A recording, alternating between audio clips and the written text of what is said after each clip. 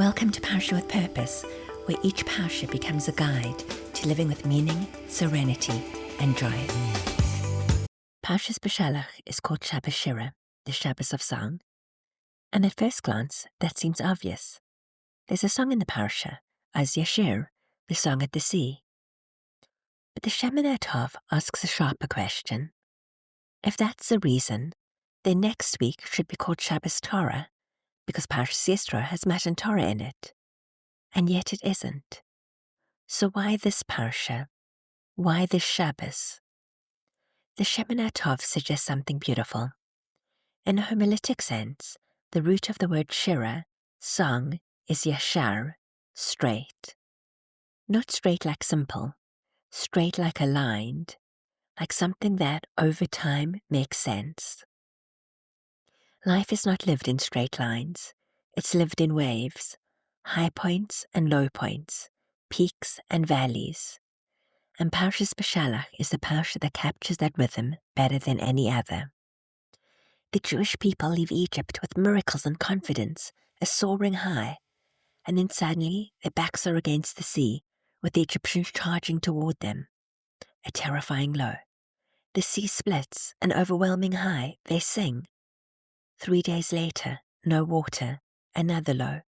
The water is bitter, then it turns sweet, a rise again. Then no food, complaints, fear, and then manna falls from the sky. Then Amalek attacks, up, down, relief, fear, song, silence.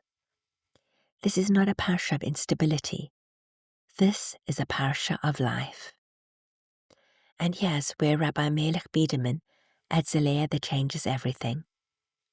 Rashi tells us that the righteous women took drums with them out of Egypt. They were so certain there would be miracles that they packed instruments for celebration. But why drums? Why not violins or flutes or harps? A drum only makes music when it's struck. You don't coax a drum gently, you beat it. And from that pressure, from that impact, rhythm is born.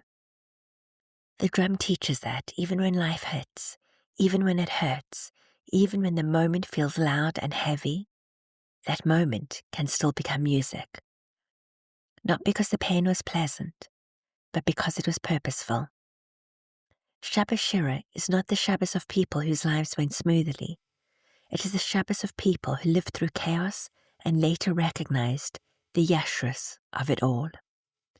Only in retrospect do we sometimes see it, that somehow things aligned, that what felt crooked at the time slowly straightened, that the lows did not cancel the highs, they shaped them.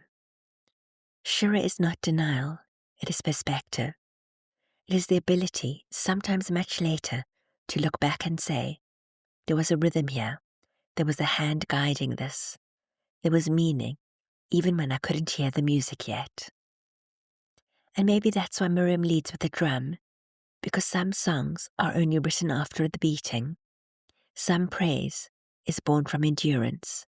Some faith does not come from calm, but from continuing to walk.